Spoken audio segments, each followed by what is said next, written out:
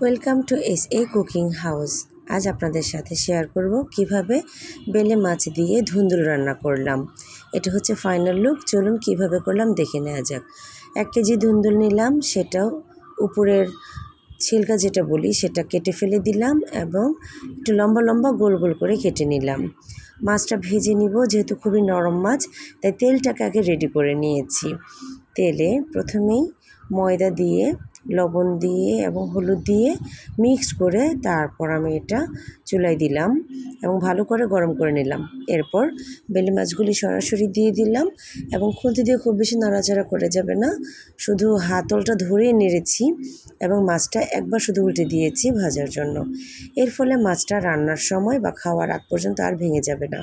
তো যেই তেলে মাছ ভেজেছি সেই তেলই কিছুটা এখানে নিয়ে নিলাম এবং দিয়ে দিলাম অল্প একটু পেঁয়াজ কুচি। এবার পেঁয়াজটা একটু ভেজে নিয়ে দিয়ে দিলাম আদা রসুনের পেস্ট, মরিচের পেস্ট, সামান্য একটু পানি দিয়ে দিলাম।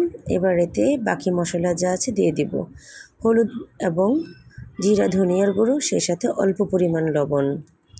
যেহেতু 1 কেজি ধুন্দুল নিয়েছি, ধুন্দুল রান্না করার সময় কিন্তু আসলে প্রথমে আস্ত বা কাঁচা অবস্থায় অনেক বেশি দেখা যায়, কিন্তু রান্নার সময় পানি ছেড়ে দেয় তাই কমে যায়। এই জন্য প্রথমে বেশি লবণ দেওয়া যাবে না। তো মশলাটা কষিয়ে নিলাম, তেল সেপারেট হয়ে গেল যখন ধুন্দুলগুলি দিয়ে দিলাম এবং ভালো করে মশলার সাথে নেড়ে চেড়ে মাখিয়ে নিলাম। এই রান্নাটা খুবই অল্প সময় শেষ হয়ে যাবে। যেহেতু ঢেকে দিয়েছি তাই এটা খুব দ্রুত, হিট একটু বেশি থাকলেই ধুন্দুল থেকে পানি ছাড়তে থাকবে।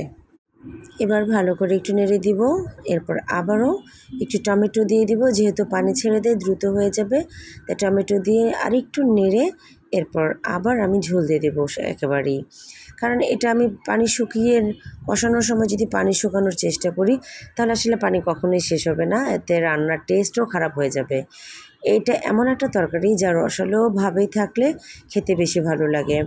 তো আমি পানি দিয়ে দিলাম, ঢেকে দিলাম এবং এরপর লবণ চেক করে নিলাম, বাকি যতটুকু লাগবে দিয়ে দিলাম এবং মাছগুলি বিছিয়ে দিলাম। এবার রান্না করতে আর 5 থেকে 7 মিনিটের মতো লাগবে।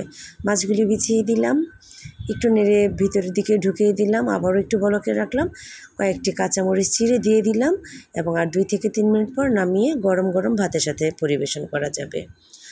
এই গরমে এই ধরনের তরকারি দিয়ে ভাত খেতে কিন্তু আসলে খুবই ভালো লাগে। এই রান্নাটি যদি আপনাদের ভালো লাগে তাহলে আপনারা কমেন্ট করতে পারেন অথবা আমাকে আপনার শেয়ার করতে পারেন বা অন্য কোথাও শেয়ার করতে পারেন এবং আমাকে ইন্সপায়ার করতে পারেন। এই ধরনের তরকারি রান্নার যদি অন্য কোনো রেসিপি আপনার জানা থাকে তাহলে আপনি চাইলে আমার সাথে শেয়ার করতে পারেন। ধৈর্য ধরে এই রান্নাটি দেখার জন্য আপনাকে অনেক ধন্যবাদ।